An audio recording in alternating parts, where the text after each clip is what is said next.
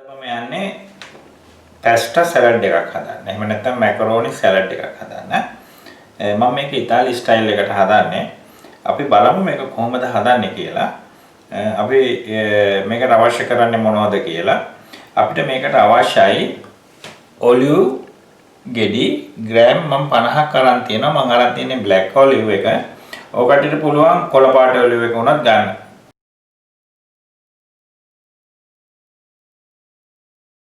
ඊට පස්සේ තක්කාලි ග්‍රෑම් 100ක් අරන් තියෙනවා.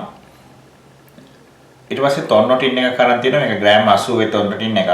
ඊට පස්සේ කෝන් සීඩ් ග්‍රෑම් 140 ටින් එකක් අරන් තියෙනවා. මේකම අවශ්‍ය වෙන්නේ නැහැ ඇත්තටම. ඊට පස්සේ රූකෝලා එහෙම නැත්නම් රොකට් සලාඩ් කියලාත් මේකට කියනවා. මම මේන් ග්‍රෑම් 10ක් අරන් තියෙනවා. මේක සුපර් මාකට් වලින් ගන්න පුළුවන්. ගම්මිරිස් තේ හැඳි භාගයක් අරන් තියෙනවා. ඊට අමතරව ලුණු, ඔලිව් තෙල් තේ හැඳි දෙකක් අරන් තියෙනවා. මම චීස් අරන් තියෙනවා ග්‍රෑම් 50ක්. චීස් කෑල්ලක් ග්‍රෑම් 50ක. මේකට මොසරෙල්ලා චීස් එක වුණත් පාවිච්චි කරන්න පුළුවන්. අනිත් එක මේකේ දැන් එකක් මේ වර්ග වලින් එකක් දෙකක් අඩු වුණා කියලා කිසි ගැටලුවක් නැහැ.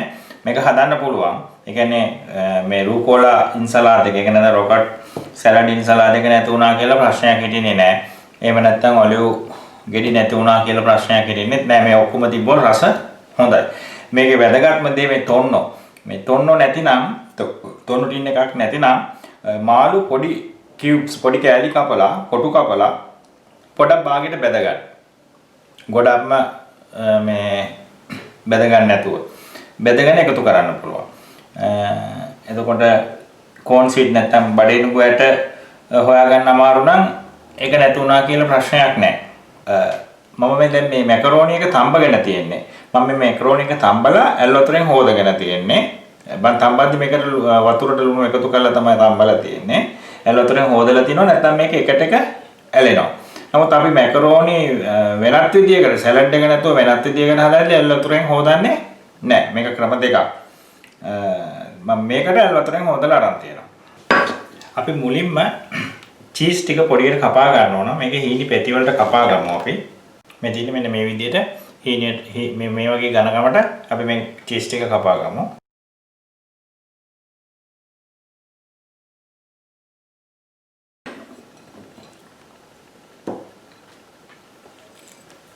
ඊට අමතරව අපි තක්කාලි ගෙඩිය කොටු කපා ගන්න ඕන.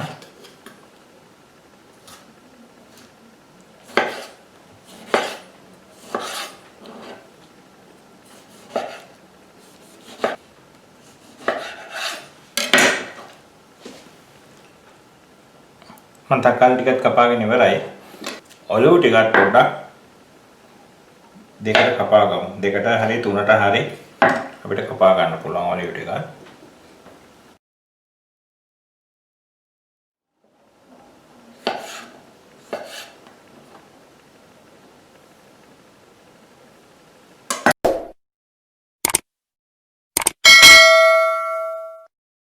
මම දැන් මැකරෝනි සලාඩ් එක හදන්න යන්නේ. එහෙම නැත්නම් පැස්ටා සලාඩ් එක හදන්න යන්නේ.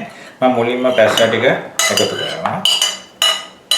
මේ ඇල් වතුරෙන් හොදපු ඉඳන් තමයි මේ පැස්ටා එකට එක ඇලිලා නැතුව මේ වගේ තියෙන්නේ. නැත්නම් මැකරෝනි තඹපු ගමන් ටිකක් වෙලා යද්දි එකට ඇලෙනවා. අපි ඊළඟට එකතු කරමු ඔලිව් ටික. අපි ඊළඟට තක්කාලි ටික. හරිම ලේසි. මේක ප්‍රධාන ආහාර වේලකට ගන්න පුළුවන්. ඒ කියන්නේ දවල් කෑමට හරි රෑ කෑමට හරි.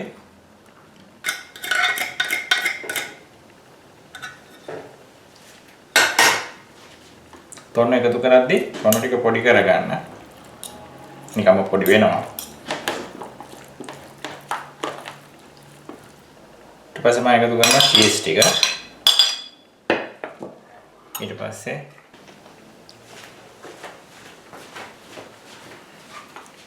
පස්සේ බඩේනුගු ඇට ටික නැත්නම් කෝන් සීඩ් ටික එකතු කරනවා. මේ ටින් එකේ ග්‍රෑම් 140ක් තියෙනවා. මම ග්‍රෑම් 100ක් විතර තමයි එකතු කරන්නේ. ඔක්කොම ටික දැම්මත් කමක් නැහැ. මේක දැන් හොඳට අපි කලවම් කරගන්න ඕන.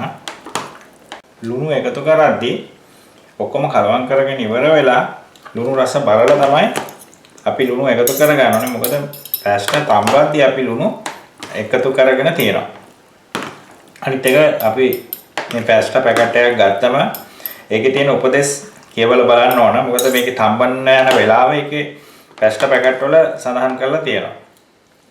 ඒක ඉතාල වැදගත්. දැන් අපි එකතු කරමු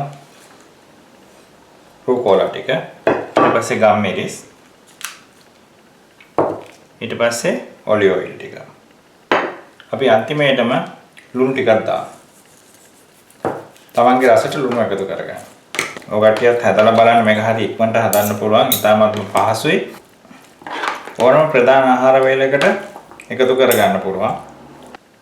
දැන් මේ තියෙන මැකරෝනි සලාඩ් එක එහෙම නැත්නම් පාස්ටා සලාඩ් එක. දැන් මම මේක හදලා ඉවරයි. ඔයගොල්ලෝත් හදලා බලන්න.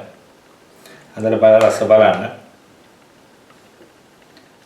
මගේ YouTube channel එක subscribe කරගන්න. like එකකුත් දාන්න.